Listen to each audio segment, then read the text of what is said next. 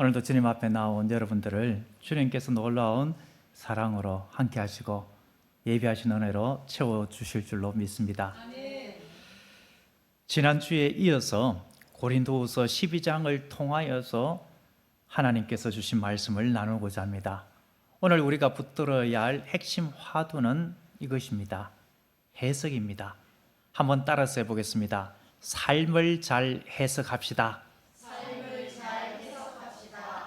우리의 삶 속에서 일어나는 일을 어떻게 해석하느냐에 따라서 결과는 너무나도 달라지죠. 우리가 잘 아는 대로 여기 컵에 물이 반 정도 있다라고 했을 때 어떤 이는 컵에 물이 반밖에 없네 라고 이야기를 합니다. 이 사람의 그 감정은 어떤 감정입니까? 부정적인 감정, 원망과 불평, 아쉬움, 남을 탓하는 모습도 들어갈 수도 있겠죠. 그런데 이 반밖에 없는 컵의 물, 그런데 반밖에 없네 라고 말하지 아니하고 반이나 있네 라고 말하는 경우는 어떻습니까? 만족함, 자족함, 감사함, 그래도 반이나 남게 해주시니 감사합니다 이런 마음이 아니겠습니까? 그래도 여유가 있는 것이지요.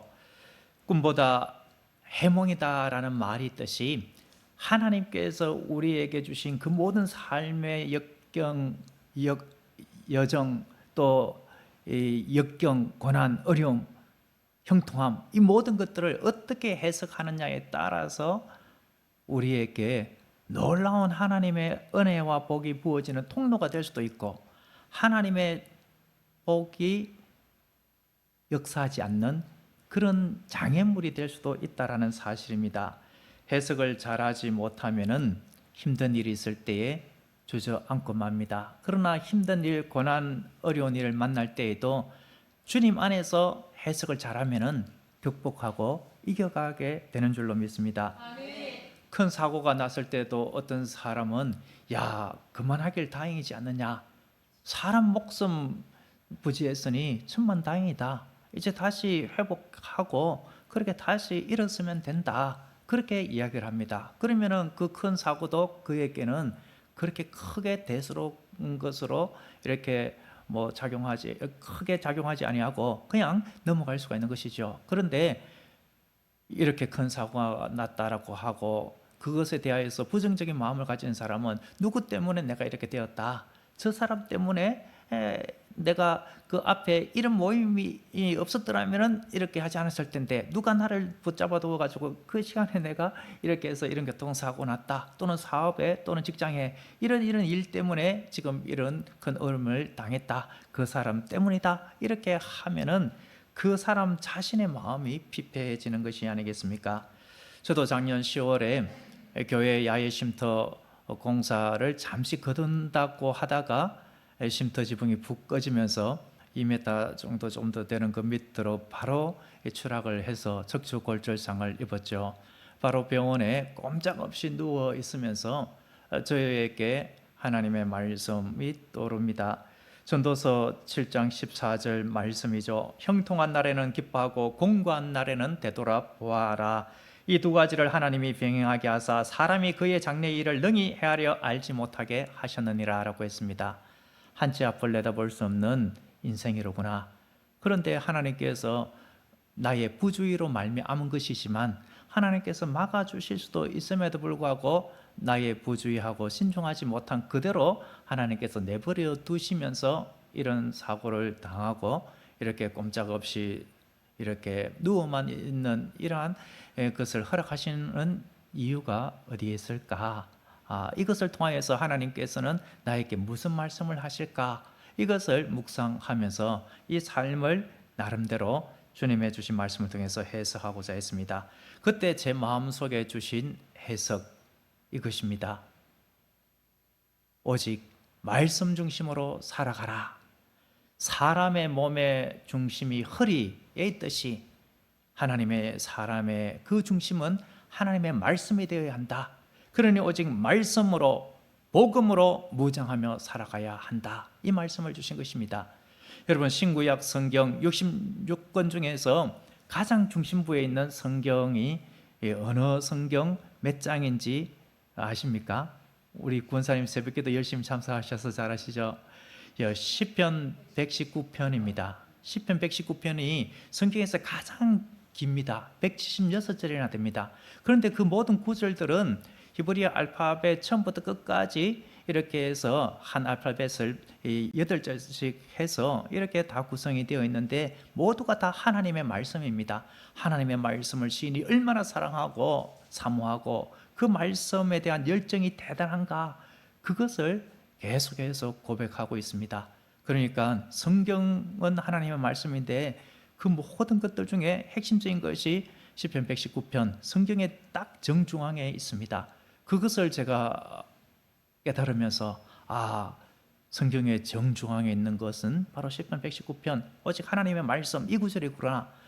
허리는 사람의 중심이다. 이 허리가 무너지면은 거동을 못한다. 그렇다면은 하나님의 사람은 하나님의 말씀이 그를 견고하게 잡아야만 하나님께서 원하시는 그 일을 능력 있게 행할 수가 있고 하나님께서 원하는 그러한 길을 걸어갈 수가 있다. 그렇지 않고 말씀 가운데 서지 아니하면은 무너질 수밖에 없다. 이러한 깨달음을 얻게 된 것입니다.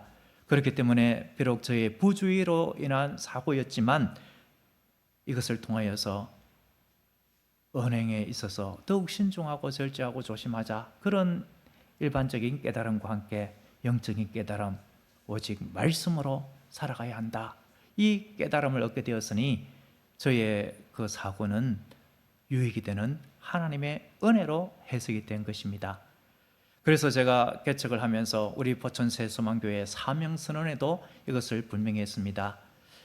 여러분들은 우리 교회의 이 사명선언, 이것을 유튜브에도 적어두었고 또 교회 안내에도 적어두었고 이제 홈페이지도 개설되면은 계속해서 거기에 적어둘 것입니다. 이것을 외울 수 있으면 좋겠습니다. 우리 교회는 하나님을 영화롭게 하고 성도들을 행복하게 하는 그 비전 아래, 그 비전을 가지고 말씀 중심으로, 이 말씀 중심에는 복음 중심의 말씀이죠. 말씀 중심으로 사람을 살리고 세우며 지역과 작은 교회를 섬기는 공동체, 그런 교회, 이것을 꿈꾸는 것입니다. 말씀 중심이 핵심으로 제일 먼저 하나님을 영화롭게 하고 성도들을 행복하게 하는 그 일을 이루기 위한 이 기초가 됨을 사명선언에도 저는 분명히 했습니다. 오늘 우리는 위대한 삶의 해석을 한 믿음의 거장을 만나게 됩니다. 누구입니까? 사도 바울입니다. 바울은 자신이 사람들에게 내세울 거리가 되지 못하는 연약함, 그 부족함에 대하여서 하나님 앞에 해결하고자 했습니다. 육체의 가시로 표현을 했죠. 그것이 자기에게서 떠나간다면 더욱 하나님의 일을 힘있게 할 수가 있겠고 하나님의 영광을 드러낼 수가 있을 것으로 생각해서 주님, 이 가시를 제거해 주옵소서. 이 가시만 없으면은 너무나도 더욱 주님께 영광 돌릴 수 있는 그러한 일을 감당할 수가 있겠습니다. 이렇게 기도를 했습니다. 여러분, 그것이 정확하게 무엇인지는 알 수 없지만 힘들고 고통스러운 것은 분명합니다. 우리에게도 약함이 있죠. 여러분들에게는 어떠한 약함이 있습니까? 어떤 이에게는 육신의 연약함일 수가 있겠죠. 잘 낫지 않는 육신의 질병일 수도 있을 것입니다. 가족의 환경적인 문제에서 자녀의 공고함, 어려움일 수가 있을 것입니다. 그리고 또 경제적으로 직장에 또 사업에 풀리지 아니하는 그러한 일들, 그것을 내가 해결하고자 애를 쓰고 애를 썼지만 좀처럼 나아질 기미가 없는 것들, 환경적인 압박, 내가 고치고자 해도 잘 되지 아니하는 내면적인 성격이라든지 기질이라든지 이러한 모든 내면적인 것들까지 숨기고 싶은 것, 이것이 우리의 약함입니다. 여러분, 우리는 이 약함에 대하여서 주님 앞에 충분히 기도하고 또 주여 이것을 극복할 수 있도록 도와주시옵소서, 그렇게 간구해야 할 것입니다. 하나님은 하나님의 때에 놀라운 은혜로 이런 것들을 해결하게 해주시고 도와주십니다.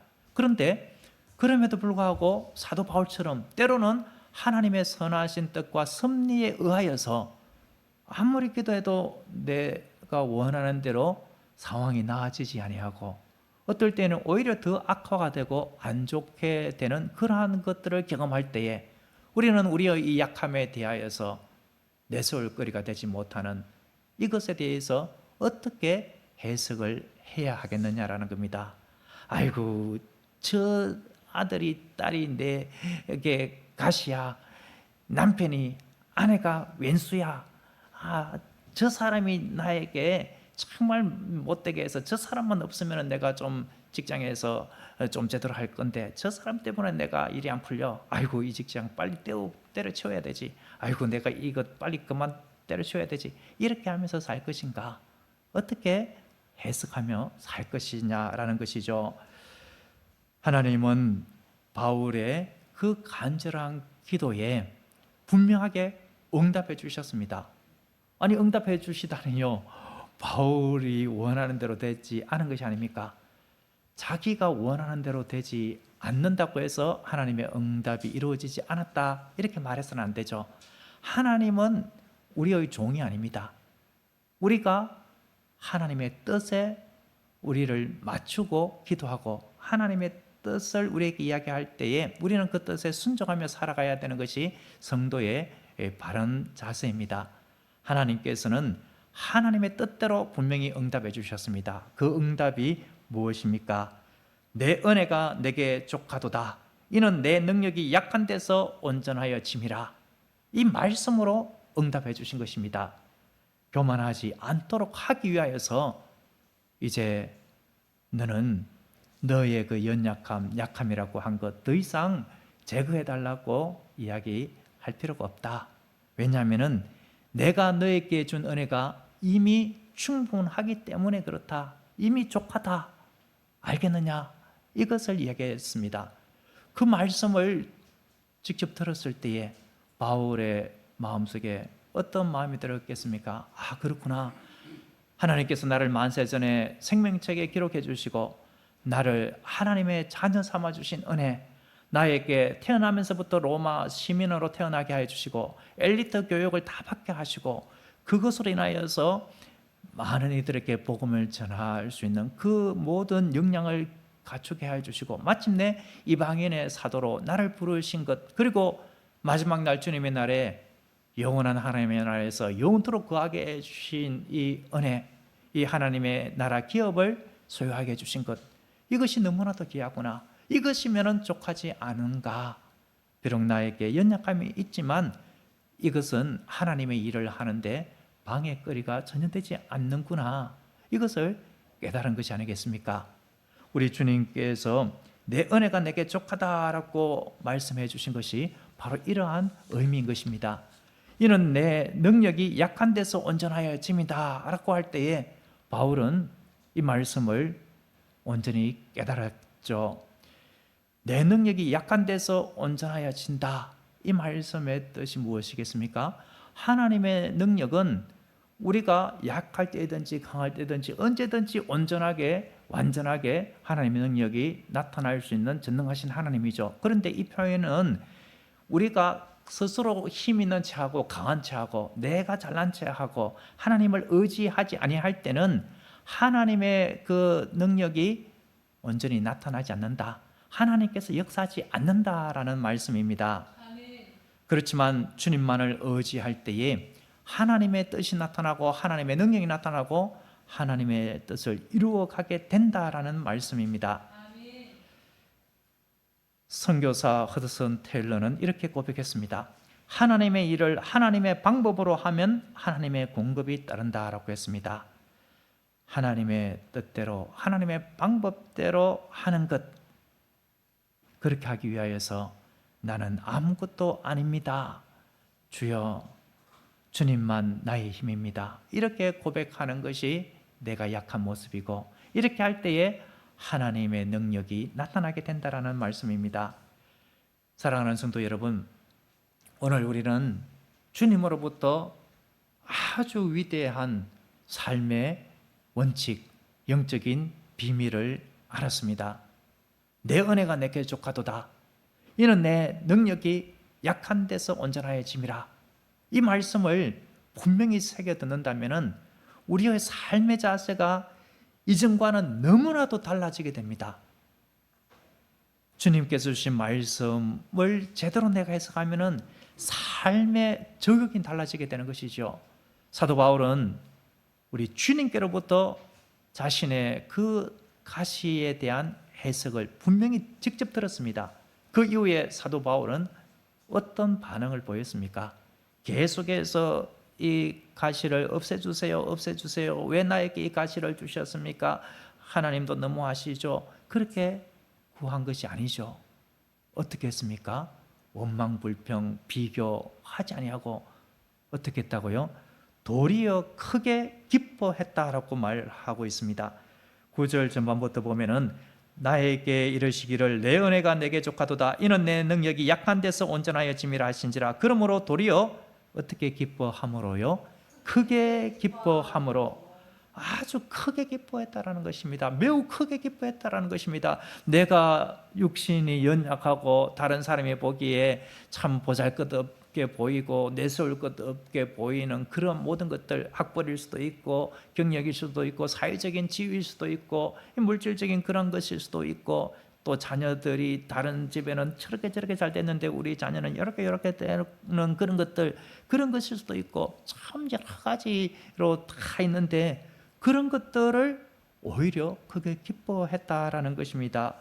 그것뿐만 아니라 나의 여러 그런 약한 것들에 대하여서 어떻게 한다고요? 자랑하리니라고 했습니다. 여기서 나의 약한 것들을 자랑한다. 이것이 무슨 말이겠습니까? 나는 이렇게 육체에 가시가 있습니다. 예를 들어서 뭐 안질일 수도 있고 뭐 두통일 수도 있고 간질일 수도 있고 여러 가지 뭐 대적이 어떤 자가 그렇게 심하게 정신적인 고통을 주는 그런 것일 수도 있고 하여튼 그런 것들을 나는 이렇게 당하고 있지만 하나님 의지합니다. 이렇게 사람들 앞에 뭐 내세우듯이 이렇게 떠벌리듯이 이야기하는 것, 이것이 자랑하는 것이 아닙니다. 여러분, 제가 이 자랑하리니 이 단어를 헬라어로 찾아보니까 카우카오마이라는 이 단어인데 이 말 속에는 우리가 잘 아는 대로 뽐내다라는 뜻도 있지만 기뻐하다라는 뜻이 있습니다. 자랑하는 것은 기뻐함으로 자랑하는 것이죠. 그런데 중요한 단어가 있습니다. 따라서 해보겠습니다. 하나님께 영광 돌린다. 매우 크게 기뻐함으로 하나님께 영광 돌린다라는 것입니다. 이 단어의 뿌리가 되는 단어를 찾아보니까 그 단어 속에는 소원하다라는 뜻이 담겨 있습니다. 하나님께 소원을 두고 기도한다라는 뜻이 담겨 있습니다. 그러니까 나의 여러 약한 것들에 대하여 자랑한다. 이 말은 결국 무엇입니까? 하나님, 저의 이 약함을 제가 이제 수용합니다. 이 약함을 주신 것은 이 약함을 통하여서 주님의 능력이 온전히 나타나는 것이므로 이제 저는 나의 약함을 주님의 능력의 통로로 삼기를 원합니다. 내가 다른 사람들 앞에 내세울 것 없고 부족하고 못난 부분들, 그리고 내가 개선하려고 했지만 잘 안 되는 이런 부분들을 두고 이 연약함을 통하여 하나님의 이름을 높이기를 원합니다. 이것을 두고 하나님께 영광 돌리기를 원합니다. 이것이 저의 기도 제목입니다. 하나님, 저의 기도를 들어주셔서 나의 이 약함을 통하여서 주님께서 홀로 큰 영광 받아주시옵소서. 하나님의 이름이 높임을 받아주시옵소서. 이것이 나의 여러 약한 것들을 자랑하는 것입니다. 말기 암 판정을 받았다 이러면은 이 약함을 자랑하는 것이 무엇이겠습니까? 얼마 전에 췌장암 말기 환우분 제가 병원에 가서 기도해드리고 온 적이 있습니다. 이제 호스피스 병동으로 간다라고 하는 그분, 예전 제가 첫 담임 사역지에 권사님 남동생분인데 주님을 멀리 떠난 분입니다. 그분을 향하여서 그렇게 기도를 했습니다. 그런 일이 만일 나에게 일어난다라고 할 때에 그런 일이 없어야 되겠지만 만일이라도 그렇게 또는 그에 준하는 또는 그 정도는 아니지만 참으로 참담한 일이 있다. 그럴 때에 나의 약함을 자랑한다라는 것은 무엇이겠습니까? 하나님, 이러한 약함, 이것을 통하여 주님의 이름을 높이기를 원합니다. 이 소원을 품고 주님을 기쁘게 하는 그 모습으로 살아가는 겁니다. 실제로 그런 분들이 있습니다. 말기 암인데 나는 이제 몇 달 살지 못한다라는 판정을 받았습니다. 하지만 나에게는 하나님 나라 소망이 있습니다. 천국 소망이 있습니다. 영원한 하나님의 나라에서 나는 부활의 몸을 드리고 영원토록 살게 될 것입니다. 그러니 여러분들도 소망을 가지시기 바랍니다. 나는 결코 슬프지 않습니다. 나는 오히려 기뻐합니다. 이러한 마음으로 소원을 품고 나아가는 것, 이것이 자신의 약함을 자랑하는 모습입니다. 여러분, 사도 바울이 약함을 자랑하고자 한 이유가 9절 하반절에 분명히 기록이 되어 있습니다. 이 부분을 우리는 놓치지 말아야겠습니다. 9절 하반에 이는, 그 다음부터 같이 한번 읽어보겠습니다. 이는 그리스도의 능력이 내게 머물게 하려 함이라. 그리스도의 능력이 내게 머물게 하려 함이라. 그리스도의 능력은 나의 약함을 자랑하면서 주님께 소원을 품고 하나님의 영광을 위하여서 나는 아무것도 아닙니다, 나를 통하여 들어서 주시옵소서 라고 할 때에 하나님의 능력이 머문다라는 것입니다. 여기서 머문다라는 것은 장막을 치다라는 뜻이 있습니다. 모세가 하나님께로부터 이 성막의 설계도를 받고 성막을 만들었죠. 성막이 완성되었을 때에 그 성막 위에 구름 기둥, 불 기둥이 임했습니다. 하나님의 임재하심이 있게 된 것이죠. 마치 그 모습처럼 하나님의 능력이, 하나님의 함께 하여 주시는 그 임재하심, 하나님의 보호하심, 하나님의 권능, 그 권능 가운데에 우리가 포근하게 안기는 모습, 이것이 그리스도의 능력이 우리 안에 머무는 것입니다. 이렇게 될 때에 우리는 하나님의 일을 힘있게 감당할 수가 있는 것이 아니겠습니까? 사도 바울이 10절을 전반해 보십시오. 그러므로 내가 누구를 위하여요? 그리스도를 위하여라고 했습니다. 그리스도를 위하여서 내가 힘있게 사역을 감당할 수 있는 길은 나의 약함을 자랑하는 길밖에 없다. 그렇게 할 때에 내가 그리스도를 위하여서 살아갈 수가 있다. 그리스도의 능력이 내게 머물 수가 있다. 이것을 분명하게 인정을 한 것입니다. 그래서 10절에 보면은 사도 바울은 자신의 약한 것들에 대하여서 기뻐한다라고 했죠. 10절에 보면은 그러므로 내가 그리스도를 위하여 약한 것들과 능력과, 이 능력은 모욕과 비난받는 그런 것들이죠. 궁핍, 여러 가지 결핍적인 상황, 못 먹고 못 입고 그런 일들도 바울이 많았죠. 박해, 핍박, 공고를 기뻐하노니라고 했습니다. 여러 가지 고통, 어려움, 괴로움, 이런 것들이 있었지만 이런 것들을 오히려 기뻐한다라는 겁니다. 하나님의 능력이 머무는 통로이기 때문에 기뻐한다라고 한 것입니다. 바울의 결론은 10절 하반입니다. 우리 화면에 있는 제일 마지막에 이는 다음에 그 부분을 우리 함께 같이 읽어보겠습니다. 시작. 내가 약한 그때에 강함이라. 내가 약한 그때에 강함이라. 이 말씀을 1차적으로 내가 약할 때에 우리 주님께서 강하게 역사하신다, 이 말입니다. 내가 약할 그때에 주님은 강하시다, 이 말씀을 하고 있습니다. 그리고 강하신 주님으로 인하여서 나도 힘을 얻어서 삶 속에서 강하게 된다라는 말씀입니다. 그런데 여러분, 여기서 강하게 된다라는 것을 우리는 잘 이해해야 됩니다. 세상적으로 힘과 권능을 얻는다, 다른 사람들보다 더 탁월하게 되고 더 뛰어나게 되고 머리가 되고 이런 모습일 수도 있지만, 그러나 이 문맥상에서의 의미는 그런 것이 아닙니다. 사도 바울의 빌립보서 4장 13절의 말씀의 의미입니다. 빌립보서 4장 13절에서 바울은 모든 형편에 자족하는 비결을 배웠다라고 했습니다. 내게 능력 주시는 자 안에서 내가 모든 것을 할 수 있다, 이 말씀은 풍요로움에 처하든지 공핍함에 처하든지 일절의 비결을 배워서 그 모든 가운데에서도 자족할 수 있는 그 힘을 얻게 되었다. 이것이 내게 능력 주시는 자 안에서 내가 모든 것을 할 수 있다, 이 말씀의 1차적인 근원적인 의미입니다. 이 말씀 위에 주님의 힘을 힘입어서 나아가면 모든 것을 할 수 있다, 이런 것이지만 1차적으로는 모든 것에 자족하고 내가 유연할 수 있는 힘을 얻는 것, 이런 차원에서의 강함을 의미하는 것입니다. 마치 물처럼 유연해지는 것입니다. 물처럼 유연을 한 마음, 그러한 이 영적인 근육이 붙는다면 우리의 연약함을 인정하고 극복하고 뛰어넘을 수가 있습니다. 숨기고 싶은 것들에 대해서 더 이상 연연하지 않게 됩니다. 더 이상 이것이 나의 컴플렉스, 약점이다 라고 의기소침하지 않게 됩니다. 사랑하는 성도 여러분, 이번 한 주간 동안 이는 내 능력이 약한 데서 온전하여 짐이라, 이 말씀을 붙잡고 나의 약함은 무엇인가, 이것을 한번 깊이 성찰해 볼 수 있기를 바랍니다. 그리고 이 나의 약함을 주님을 의지하는 계기로 삼을 수 있기를 바랍니다. 오히려 약함을 기뻐하면서 내가 약한 그때의 강함이라, 이 말씀을 선포하며 살아갔으면 합니다.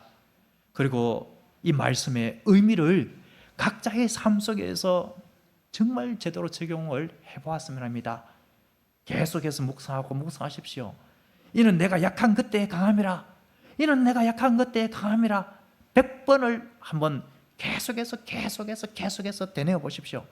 요 구절만 암송을 꼭 하십시오. 그러면은 하나님께서 여러분들의 마음 심령 가운데 분명히 어떤 말씀을 하십니다. 이 말씀이 여러분들이 힘들고 어려울 때에 강하게 역사해서 일어나게 해주십니다. 저는 이 말씀을 묵상하며 이렇게 적용했습니다. 한번 따라서 해보겠습니다. 힘을 빼라. 수영을 배운 적이 있고 또 이 헬스장에서 운동을 한 적이 있고 또 노래를 배운 적도 있고, 그럴 때마다 힘을 빼세요 이야기합니다. 허리 치료를 받을 때도 힘을 빼라고 이야기를 합니다. 모든 인생에서 힘을 빼는 것이 중요합니다. 야구 선수가 힘을 주어서 타격하면 홈런이 제대로 나오지 않지만 힘을 빼면 홈런이 나오게 됩니다.